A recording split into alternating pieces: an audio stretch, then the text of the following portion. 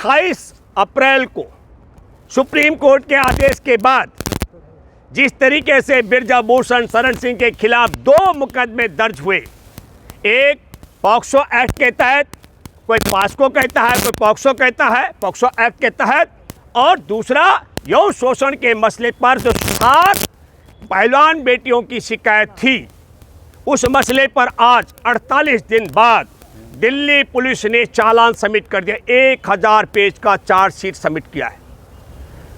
एक पटियाला हाउस में जो पास्को एक्ट के तहत है मामला, और दूसरा राउस एवेन्यू कोर्ट के अंदर जमा किया गया।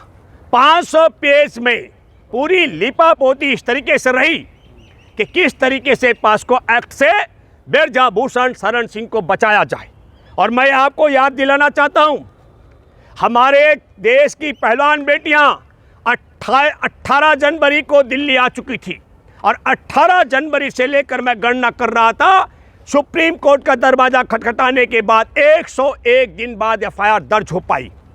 तो जिस तरीके से बिरजाभूषण शरण सिंह को निर्दोष साबित करने का तौर तरीका पुलिस ने तैयार किया, इसमें कुछ अहम सवाल हैं। सबसे बड़ा सवाल यह है कि पास्को एक्ट के तहत जिस पर भी मुकदमा दर्ज होता है उसे तत्काल गिरफ्तार करके जेल में डाला जाता है, ताकि वह पीड़िता को धमका न सके, पीड़िता के परिवार को धमका न सके, पीड़िता के बयानों को बदली न करा सके और सबूतों को नष्ट न कर सके। लेकिन हम एक बात और कहना चाहते हैं, विनेश फोगाट ने अगस्त 2022 में ये बात कही थी, 2021 में, जब प्रधानमंत्री नरेंद्र मोदी जी को क्या कहा था कि बिरजाभूषण शरण सिंह हमारे साथ यौन शोषण, बालिकाओं के साथ यौन शोषण कर रहा है, और तब प्रधानमंत्री ने कहा था आपकी बात को सुना जाएगा और एक्शन लिया जाएगा। और जिस बेटी को अपने परिवार की बेटी बताया, तब हम ये कहना चाह रहे हैं आपके माध्यम से, मैंने बहुत पहले दावे से कहा था, 28 अप्रैल को सुप्रीम कोर्ट में मामले की सुनवाई थी, उससे पहले मैंने कहा था हमारे देश का कानून ये कहता है, कानून ये कहता है कि जब भी कोई महिला, कोई लड़की यौन शोषण की शिकायत किसी भी देश के थाने में जाएगी, उसकी एफआईआर दर्ज की जाती है। तो वो तो होना ही था, लेकिन इस पे पूरे मसले पर पास्को एक्ट के तहत या पॉक्सो एक्ट के तहत अकेले बिरजाभूषण शरण सिंह को ही नहीं, इसमें प्रधानमंत्री नरेंद्र मोदी भी दोषी थे। क्योंकि पॉक्सो एक्ट की धारा क्या कहती है? धारा 27 ये कहती है कि यदि आपको जानकारी हो जाए कि किसी नाबालिग बेटी का यौन शोषण हुआ और आपने उसकी मदद नहीं की, तो आपको 6 महीने की सजा होगी। 18 जनवरी को जब पहलवान दिल्ली आए थे, तो दिल्ली में धरना दिया गया था। हमारे देश के खेल कूद मंत्री अनुराग ठाकुर को यह जानकारी थी, अनुराग ठाकुर को 6 महीने के लिए जेल जाना था। जो कमेटी बनी है, जांच कमेटी, उस कमेटी के एक एक सदस्य को जेल जाना था, क्योंकि नाबालिग बेटी के मसले पे सुनवाई नहीं की गई, उसकी मदद नहीं की गई थी। और जब ये पुलिस थाने पहुंचे कनॉट प्लेस के, तो कनॉट प्लेस के पुलिस थाने में भी एफआईआर दर्ज नहीं हुई, उन पुलिसकर्मियों को भी जेल जाना था। तो हमको सोचना पड़ेगा, समझना पड़ेगा, हमारे देश के अंदर मोदी सरकार के राज में एमजे अकबर पर प्रिया रमानी ने आरोप लगाया था यौन शोषण का। कई मूर्ख ये बात कह रहे हैं कि इतनी देर से ये शिकायत इन लड़कियों ने क्यों की, 2012 से लेकर के 22 तक की शिकायत को दबा के क्यों रखा। तब मैं आपको बताना चाहता हूं कि हमारे देश में विदेश राज्य मंत्री एमजे अकबर पर प्रिया रमानी ने आरोप लगाया कि 30 साल पहले मैं यौन शोषण किया गया था, और यह आरोप मीटू में लगाया गया, ना चौकी में जाकर के नहीं। और तब नरेंद्र मोदी की सरकार ने तत्काल एमजे अकबर को मंत्री पद से हटा दिया था। और यहां बिरजाभूषण शरण सिंह के खिलाफ ओलंपिक पदक विजेता बेटा बेटियां आंदोलन करते रहे, धरना प्रदर्शन करते रहे, उन पर लाठियां बरसाई गई, गिरफ्तार कर दिया गया, उन पर मुकदमे बरसाए गए। उनके पक्ष में देश भर के किसान संगठन, हम सब आंदोलन करने वाले लोग, देश के जन संगठन, किसान यूनियनें, खाप पंचायतें, देश के महिला संगठन, सारे के सारे उतर गए लेकिन बिरजाभूषण शरण सिंह के खिलाफ पहले मुकदमा दर्ज नहीं किया गया। मुकदमा दर्ज करने के बाद गिरफ्तार नहीं किया। गिरफ्तार करने के बाद न करने के मुकदमा दर्ज होने के बाद पॉस्को एक्ट भी उससे हटा दिया गया। तो देश ऐसी दशा में पहुंच चुका है। तब हम ये कहना चाहते हैं, ये इसलिए है क्योंकि वहां जाट परिवार में जन्मी है शिकायत करने वाली बेटियां। और ये मैं इसलिए कहना चाह रहा हूं आपके माध्यम से, ये बहुत बुरी बात है लेकिन मैं इसलिए कह रहा हूं, मैं बधाई देना चाहता हूं विनेश के, साक्षी और तमाम जो पहलवान बेटियां जिनके परिवारों ने बेटियों को कुश्ती के मैदान में उतारा। लेकिन ये बताइए, जब गिरफ्तारी नहीं हुई, एक मिनट भैया सुनो, पहले नहीं बोलेंगे, प्लीज सुनिए। इस पर जो है महत्वपूर्ण सब बात हम ये कहना चाह रहे हैं आपके माध्यम से, वो बात ये कहना चाह रहे हैं कि ये भेद किस लिए है। एमजे अकबर मुसलमान था इसलिए मंत्री पद से हटाया गया, और बिरजाभूषण शरण सिंह राजपूत हिंदू है इसलिए गिरफ्तार नहीं किया गया। या प्रिया रमानी पत्रकार थी और वह जाट परिवार में नहीं जन्मी थी, उसकी शिकायत पर एमजे अकबर को हटाया गया। और ये बेटियां और ये बेटे जाट परिवारों में जन्मे हैं इसलिए इनकी शिकायत पर बिरजाभूषण शरण सिंह से पास को हटाया गया। उस पर एफआईआर दर्ज करने में आनाकानी की गई। एफआईआर दर्ज होने के बाद पास को एक्ट दर्ज कराने वाले परिवार को धमकाया गया। उसका बयान है, उस बेटी के पिता का बयान है सार्वजनिक तौर पर, मैं अकेला व्यक्ति हूं, मेरे को अगर कुछ हो गया तो मेरा नादान परिवार का क्या होगा, हम पूरे के पूरे लोग डिप्रेशन में हैं। तब दोस्तों और देशवासियों, मैं आपसे अपील करना चाहता हूं, जब पूरी पटकथा को भी आपको समझना पड़ेगा। हमारे खेल कूद मंत्री अनुराग ठाकुर को कैसे पता लगा, कौन हैसियत है उसकी कि वो बताएगा कि किस दिन चालान सबमिट कर दिया जाएगा। जांच अधिकारी तय करेंगे, जांच पूरी करने के बाद करेंगे। लेकिन मैं बताना चाहता हूं, 15 दिन पहले ही कहा था, सूत्रों के माध्यम से कहा गया था कि बिरजाभूषण शरण सिंह से पास को हटा दिया जाएगा। वो सूत्र कौन थे, ये सूत्र किसने तैयार किए, इन सूत्रों को तैयार करने वाला कौन था? नरेंद्र मोदी जिसने विनेश फोगाट को अपना परिवार का सदस्य बताया, अमित शाह जिसने रात को बुलाया और कहा पहलवानों से किसी से मत बोलना, और फिर पीछे से सारे टीवी अखबारों को बता दिया कि ये पहलवान मुझे मिलने के लिए आए थे। या वह अनुराग ठाकुर जिसने जांच कमेटी बनाई थी। इसलिए मैं कहना चाहता हूं, यह पुलिस का काम है, यह पुलिस के होम मिनिस्टर का काम था। खेलकूद मंत्री को यह जानकारी कैसे हो गई?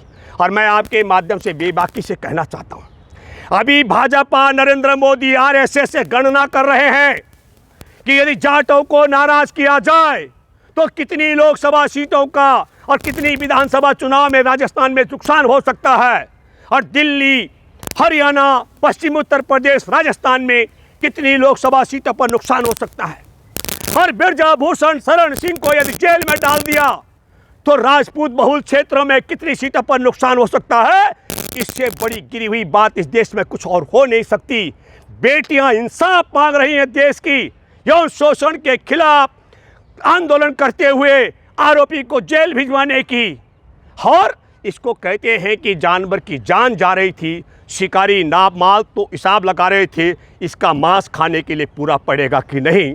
बेटियां न्याय के लिए लड़ रही हैं, सुप्रीम कोर्ट तक का दरवाज़ा खटकाया, पुलिस से पीटी है, पिटाई हुई है, मुकदमे बुक कर दिए गए, ओलावृष्टि, वर्षा और कड़कती ठंड और तपती धूप उन्होंने झेली है।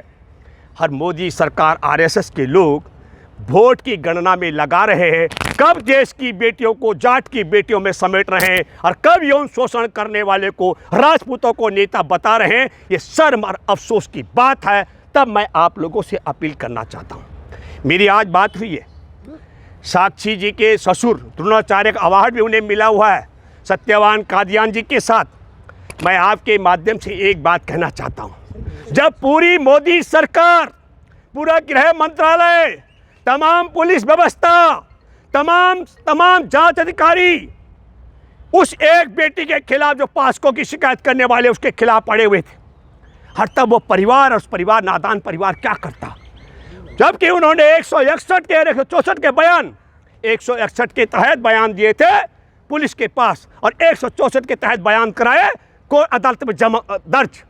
और फिर उसके बाद क्योंकि ब्रजभूषण शरण सिंह छुट्टा सांड की तरह घूम रहा था, इसलिए उस परिवार को वो जो दबाव है वो परिवार दबाव नहीं झेल पाया।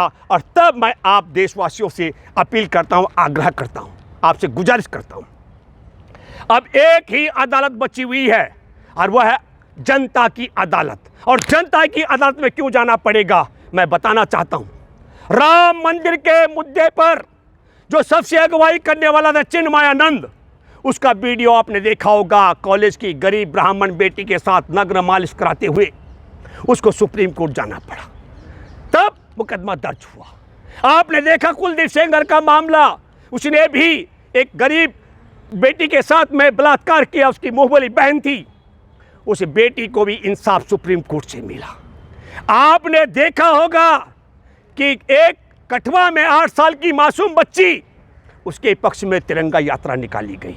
आपने देखा होगा हाथरस की वह बेटी महर्षि वाल्मीकि के वंशज में जन्मी, जिसकी जुबान काटी गई थी, कमर की हड्डी तोड़ी गई थी और उसके शव को जला दिया गया। परिवार वालों को उसके शव के दर्शन नहीं करने दिए गए थे। और फिर मैं ये बात इसलिए कह रहा हूँ, एक एक मसले पर इंसाफ तब मिलता है जब अदालत में हस्तक्षेप होता है। लेकिन यहाँ तो ऐसी स्थिति हो गई कि कोर्ट भी लाचार है। आदेश करने के बाद, एफआईआर दर्ज कराने के बाद, पुलिस ने जिस प्रकार खेल कूद मंत्री के इशारे पर ये चालान तैयार किया, चार्जशीट जमा की है, हमें लगता है कि बिल्कुल बबीता फोगाट जो भाजपा में है, बबीता ने कहा एक एक जांच के एक एक तौर तरीके पर सरकार की पैनी नज़र है। और तब मैं यह कह सकता हूं कि 18 जनवरी से लेकर अब तक तमाम जो सबूत ब्रजभूषण शरण सिंह के खिलाफ थे, उन सबको नष्ट करने का काम किया गया। और उसकी शुरुआत जिस दिन अगस्त में विनेश फोगाट ने नरेंद्र मोदी से कहा था, उनको ख़त्म करने की शुरुआत तभी हो गई थी क्योंकि ब्रजभूषण शरण सिंह इनके साथ में एक अहम सहयोगी है राम मंदिर के मुद्दे को लेकर। तब मैं आप सब देशवासियों से अपील करता हूं, मैं गुजारिश करता हूं, अब जनता की अदालत बाकी बची हुई है।